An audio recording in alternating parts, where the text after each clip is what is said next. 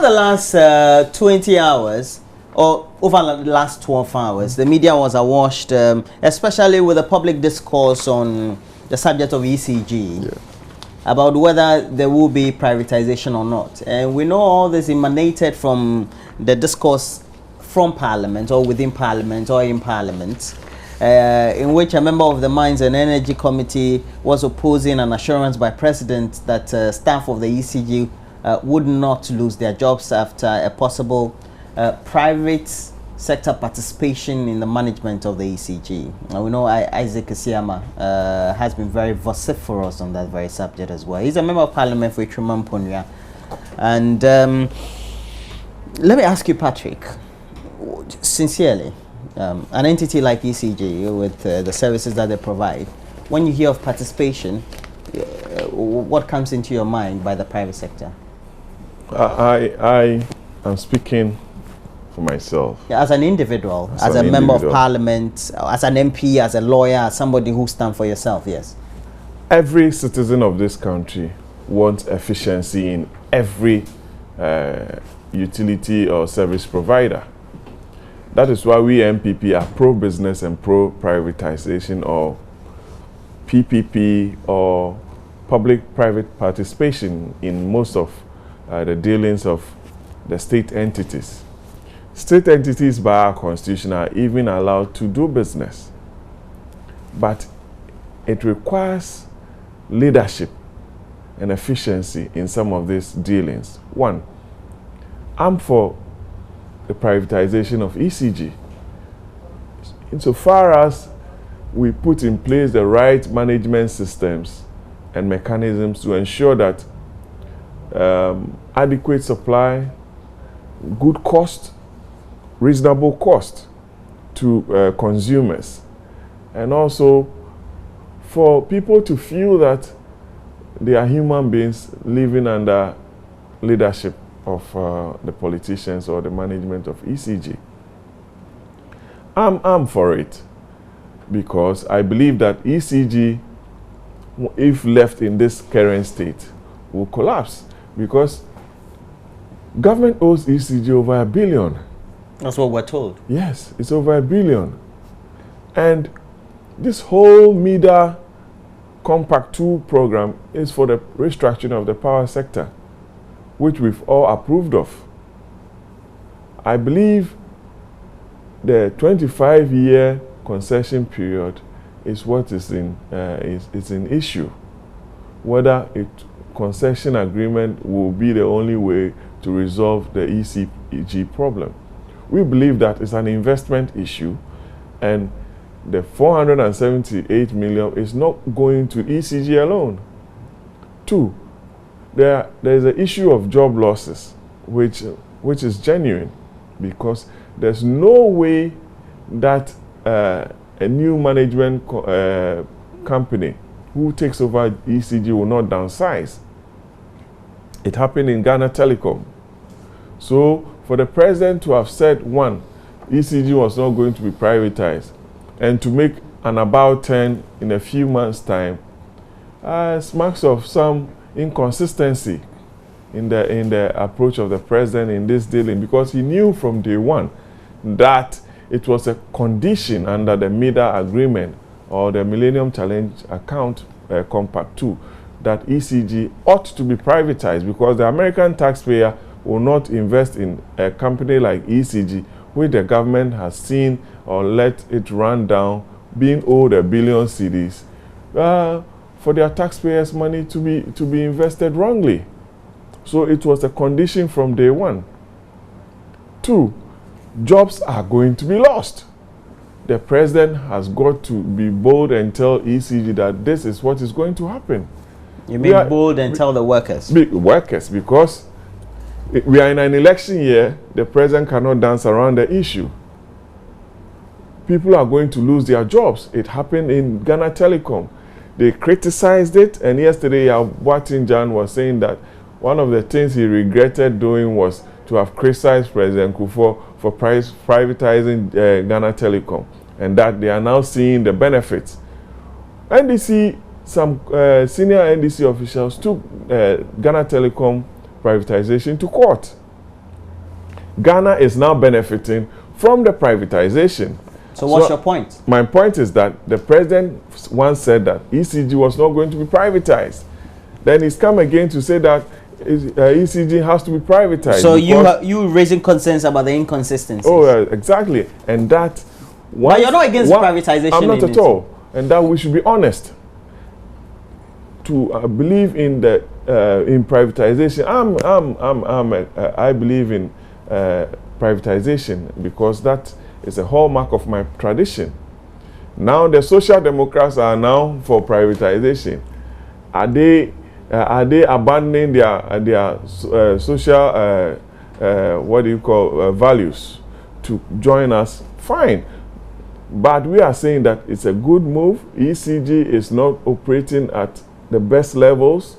If the capital injection from MIDA or the MCA and the restructuring that will go on is what will ensure that there's efficiency, there is a reasonable cost to consumers. Mind you, $80 million facility is before Parliament. For a Chinese man to import $50 million worth of prepaid meters. Then, last year, November, the president went to inaugurate a company at Dodowa called IMES, who manufactures prepaid meters. And there are about 3 or 4 or 5 of such companies. They are going to be given $5 or $6 million. What is the contribution of this Chinese person to the economy of this country? How much tax has this company, this Chinese person or group paid? Meanwhile, these companies are contributing to the economy. They are creating jobs, and they ought to be supported. Their capacity ought to be improved. But you are giving them $6 million, and you are giving a Chinese group $50 million for suppliers credit or whatever to import $50 million worth of prepaid meters. How sure are we that they are efficient meters? How sure are we? Then I was going to talk about... You'll move on to the question. Move on to Kwame whilst I find it. But the basic thing is, I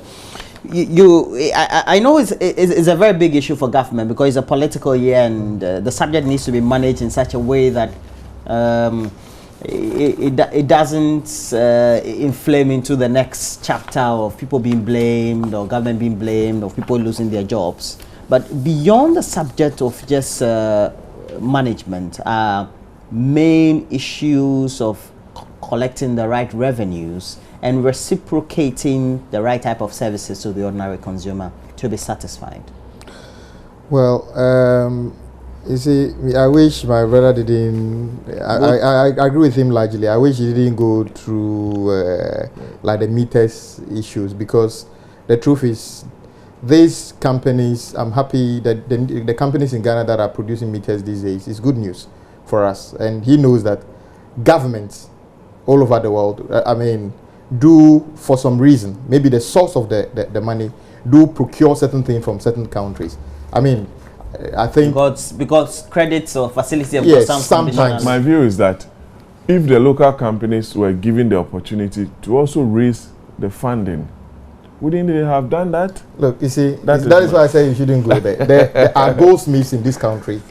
Probably the goldsmiths in this country have more experience than the people manufacturing in Dubai. Yeah, but then when we wanted to honor people in this country sometime, we handed over $1.5 million to somebody in Isle of Man to produce. That's okay. Let's produce what? To produce. That's okay. I think it's nearly 10 years since ever. Yeah. You see, whenever I hear people say that a company is going to be privatized and people will be laid off, I get a bit worried. Do you know why? Assuming you become the owner of multimedia tomorrow, if you look around and you see all your colleagues working, who you believe are the ones driving the forward march of multimedia, are you sure you're just going to wake up that I own this company, I'm sacking them? Are you an entrepreneur? I am. Okay. You have side business. Yes. Okay. Around 3 different businesses. Okay. You don't do that. Okay. So you're familiar with cost cutting, downsizing. Yeah. And then you are familiar with profitability. Yes. as part of the overall strategic growth of the company. Sure. Okay. So is government not supposed to run businesses or organizations efficiently? Are they not supposed to make profit? They are. Why is it that when it comes to government, people think that it is normal, even if you don't make profit, if the company can't stand on its feet, it is normal. But that's the reason why it results in the inefficiency for which now we have to send ECG to the backwaters for people to. I disagree with my brother when he said, "Look, as a social democrat, we are never against." Are you sure jobs will not be lost? Hold on, we are never. Are you sure jobs will not? I'll get it. We are never against private people's participation. Indeed, I believe that this country is run mainly on people doing their own thing. My tailor is not a government tailor. It's an entrepreneur, and I encourage that. And there's a record of this government actually encouraging private people to do things. I don't know of the meaning of capitalism in the sense that maybe the way he's talking about. Well, let's come to ECG. We all know, like I agree with him when he says that, including you and I, including the president, including opposition leaders, we want ECG to be more efficient. I.e., that they know exactly who consumes electricity and they are able to get that money from the person, so that they can pay for the power they buy from VRA and other things. We believe that it is the right of the Ghanaian to demand efficient services from this. This is where the problem is. You see, just last week, my brother and I, together with our colleagues in Parliament, approved a tax waiver for MPS. What are they going to do? Invest about $1.5 billion. In fact, people call it MPS is what? Meridian Port Services. People call it a port expansion. I look at the project and I said it's not a port expansion. It's actually a brand new port they are building by the side of the existing port. That is private money. That is part of the Tema Port expansion. Yes, exactly. Well, you call it, to me, I mean, the old port. The master plan. Yeah, the old port will still be there. And then there'll be a bigger. Yeah. And I'm asking myself, this is private people's money coming to do this. Why are we not worried about that? Because these people are coming to build a port, operate it for maybe 25, 30 years, but nobody's worried about that. When he cited Ghana Telecom. So you're citing these arguments because you think that the essence of the whole deal is to make ECG efficient. It's to make it efficient. And I'm saying that anybody who works, all the engineers who work at ECG, I mean, they're not going to bring engineers from anywhere. I am sure that anybody whose job is crucial to the building and sustaining ECG would maintain their job. And indeed, ECG is not going to be sold. ECG would probably, according to the agreement, some of their services will be given to an organization to handle. So there are sections, yes, some portions will still remain as part of it. In any case, ECG on paper is a private company. Kwame. Just that majority of the shares belong to government. Full share. Kwame, yes, you've made an important point that they are going to outsource some of their functions to a new entity. Yeah. If I am the one who gets that portion and 100 people work within that sector, and I said, look, I can use 10 people to do the job that 100 people were doing, 90 people would have lost their jobs. So I'm telling you that. Are you in support of people just getting a job? I'm telling you that will happen, because when I'm giving. But are you saying that when that is a decision that is taken in a strategic sense, it is wrong? But I'm not saying it is wrong. I'm saying that it is something. Are you not making political capital out of it? Not at all. I'm saying that the reality is that jobs will be lost, because once you outsource, I determine how efficient I want to run that sector. Because they'll come in, they'll do a staff audit or job audit. Depending on the area they come on with, I think that it is just a normal thing. Even government organizations do this from time to time, and I think just to reduce costs. Look, yes, this country is moving on. I say that it is only in Ghana that somebody gets a job and believes that you have to be here perpetually. Yeah, look, I was permanently employed in the UK, but every day in an architectural firm, every day I have to do a timesheet and state on my timesheet what I did today. So at the end of the week, my line manager have to determine whether I am productive or what my services brought the money. If in 6 months' time they can see that all that I've been doing can't bring in anything. Plus 90. they tell me that we don't need your exactly. service. That is not wickedness. That is simply because if they don't do that, the company will collapse together with me. There will not be any company. I am not against laying anybody off, and I'm saying that. So invariably, what you are saying is that there may be job, there may. But it's a decision that has to be taken based on a proper assessment. There could actually be proper assessment. Yeah, there could actually be a opportunity for more people, depending on what they want to do. Because currently we are talking about inefficiencies. Assuming they think they need to hire more people to be able to do some of the things, some other people will get employed. All right, the job loss is obvious. We are going to give the management of ECG to a private person, so the new owners are going to decide what to do with the staff. That's a Chimam Punya, member of parliament, as you can see, simplistic. That's Kwame's friend. He was just saying it just simply. We're going to sometimes when you know sometimes the politicians, you know what language to use well to get into the minds of the people, because when you do management and you look at efficiency and things like that, it's the best thing to do. It's the most critical thing. The question if my good friend was here, the question let's go to GNPC. What would you have told him? He's on the Mines and Energy Committee. Yeah, he is. Upon all that he's heard about ECG and what they want to do, why is he only picking up on one thing? But I always notice he's part of the committee, and after the deliberations and the final report submitted to the plenary, he's got the variant of the report. Then he'll come out and make his point. Once he was part of the committee that made the contributions, they sat and what do you think the mood of the country is? Do you think that the prospect of ECG running more efficiently is a good news to the public, or do you think that they are more worried about the perception that there will be a job loss? Why do you think the public will be on this matter? They would want an efficient ECG, yes. and if possible, if there will be some minimal job losses, I don't think people will be too worried. I don't think people will be too. And those who are going to lose their jobs, paid adequate, and if you're a professional, they'll be paid well. If you're a professional, you have to move on. But you and I go through the same thing every 4 years. Every 4 years, our electorate judge whether we listen. If we don't, it's a service you're offering. Exactly. So they tell us to get out of the way. But why do you politicians? Why do you take this posture? For example, government is saying, "Oh, there will be no job losses." You are saying there will be job losses. Once obviously we know that there will be job losses. There will be some job losses. Thank you. But that's why you are the middleman to. He's giving an opinion already. No. I'm just thinking from if you take it from a management point of view, you have to take the best decision in the best interest of the company.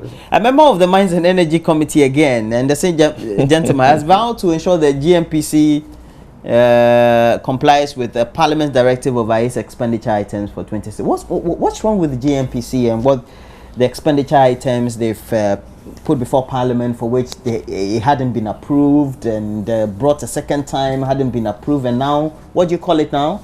What have you done? You've approved tentatively. Their work program. So you've approved it what? 2016. You finally approved it. Yes. Finally but on condition. On condition, and the corporation was given up to June 17th to comply with the directive to furnish their house on how they intend to spend over 115 million cedis on a new headquarters building, and also a guarantee that they provided for car power, which is also before the Supreme Court. Because, Roland, the GNPC and some other state institution recently have assumed a certain financial obligation by providing guarantees using their balance sheets to support certain projects. You think it's unlawful? I'm coming.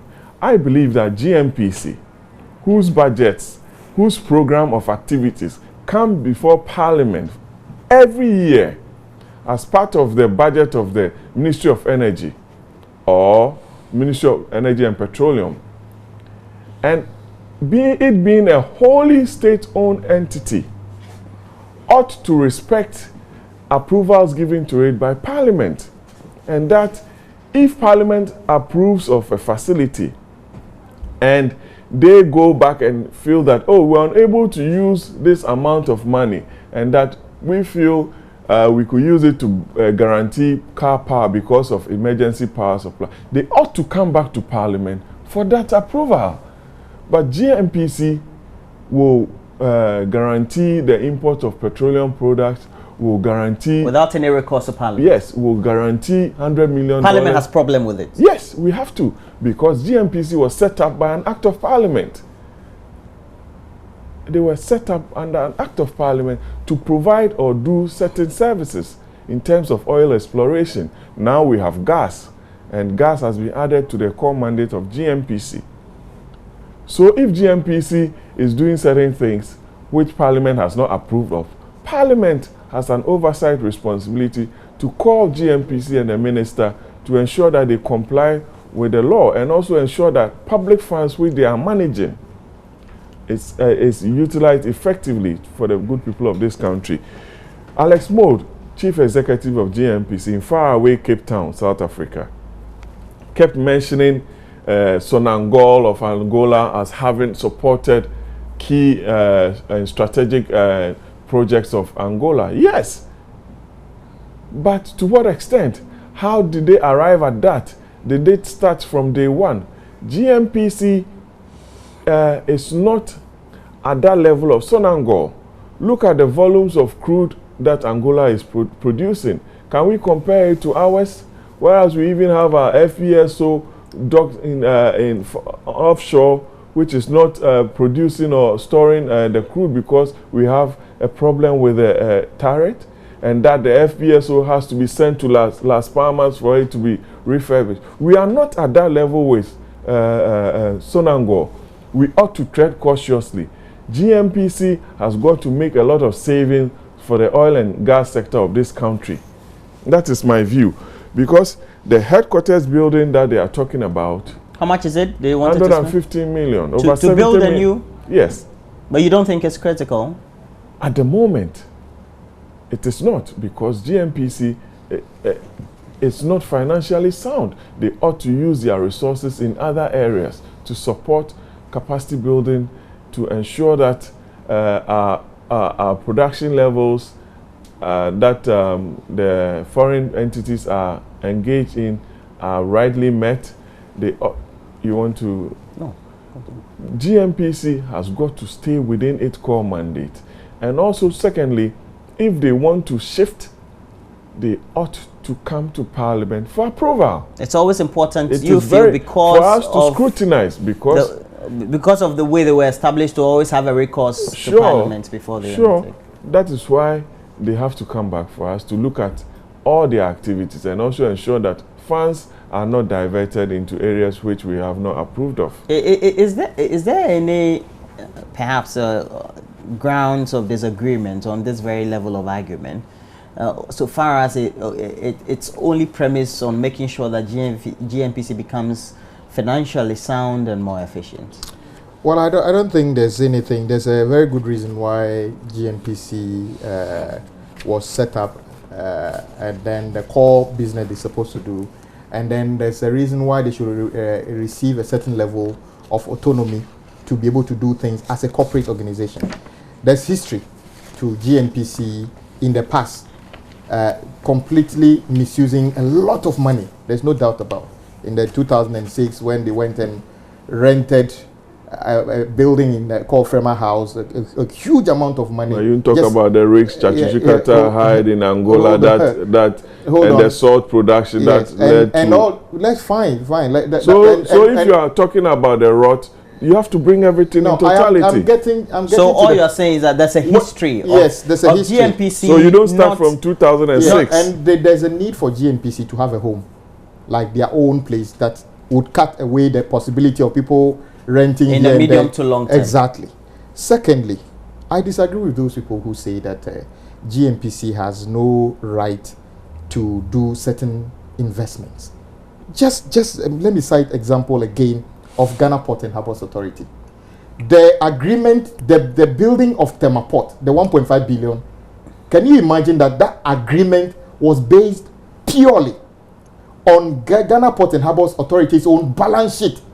Government, and for the first time in our country, apart from a company turns around and says that I would invest $1.5 billion in your country. I don't need a guarantee.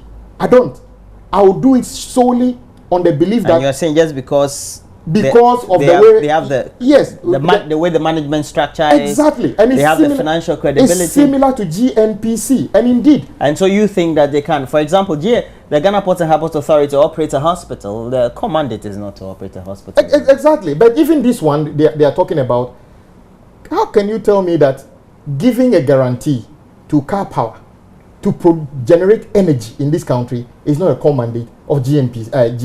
It's not its core mandate, is it? It's about power production. It could be a related. GNPC is into exploration. Yes, but GNPC have exploration and not power generation. Well, you see, guess what? So why didn't they go to the fuel for much of the generation we have?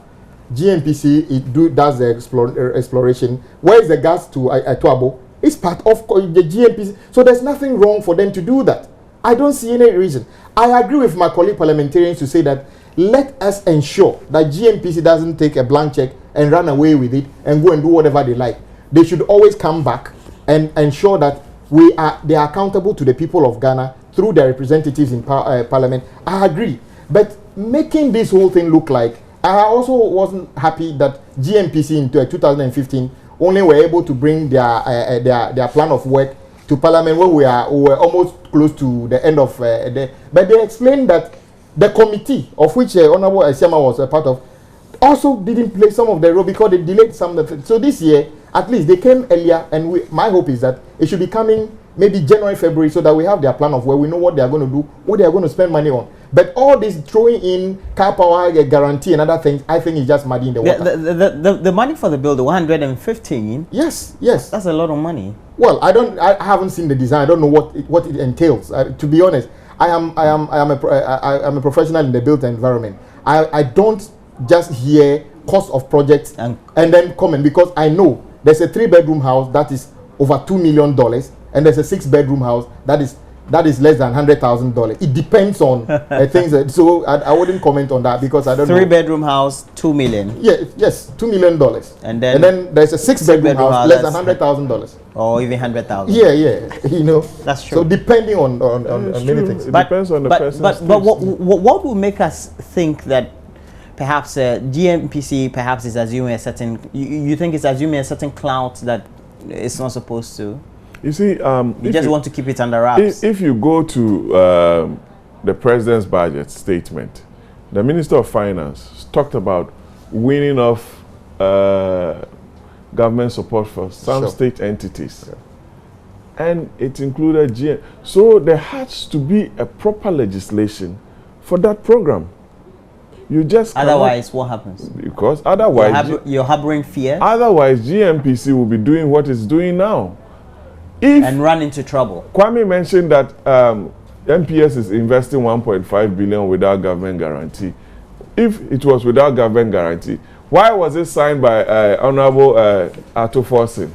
Why did they come to Parliament? Did they come to Parliament for a waiver? Yeah, because you are going to give state money to them as tax. Yeah. So that one, the people must decide whether we want to give you that tax waiver. GPHA is also a wholly owned state entity. Exactly. So, in international investment law, the state will be liable if GAPOHA defaults. In fact, that is why there always has to be a nexus between a wholly state entity and Parliament, so that when you default, they will come after you. GAPOHA owns 30% of MPS, the investment anyway, so they are not. So government owns 30% in that project. Yes. So we are also stakeholders. It's the same thing. It's enough guarantee for them to come after us. Patrick Yabuama, Member of Parliament for Ablekuma Central. Thanks for joining. Sorry, I'm Okankwe Central. I represent the good people of Abeka. Patrick Yabuama, Member of Parliament for Okankwe Central. Thank you very much, and I wish the Muslims in my constituency a happy Ramadan. We are praying that Ramadan is a period of peace. They'll pray for the good people of Ghana. Which sections of your community do you have Muslims living? Every electoral area. The National Chief Imam himself lives in my constituency. Fadama. Chief Ajimoro is there. I have a lot of Muslims. They are all in Fadama, Abeka, this year truly is an election year. And they are all praying for peace during the elections. Kwame does not have a Zongo community. I do. Kwame, hey, the Muslims in my community. Kwame Agboja is a member of parliament for Adaklu. Thank you. Thank you. You want to wish? Oh yeah, yes. Apart from that, I wish all the Muslim compatriots a happy Ramadan. But also wishing my founder and my party a wonderful anniversary. 24 years ago, my party. Today, my party was founded, so it's a great day. I wish my founder and all the in 1992. Yes, and all those people who founded the party and continue to work with the party, even including the young people today, a happy anniversary. Diabetic Diagnostics Center is your ultra-modern diagnostics center specialized in the treatment of fibroid. And our competent world-trained staff will ensure that you undergo the treatment of fibroid without any operation under hygienic conditions, and they're the application of modern technologies in practice. They are located at Okponglo Junction here in Accra and TUC in Kumasi. Please make sure you call them on 0243-176119 or 020-751-5623 or 02733-27054. Diabetic Diagnosis Center. We treat fibroid without any operation. That's it for AM Talk this morning.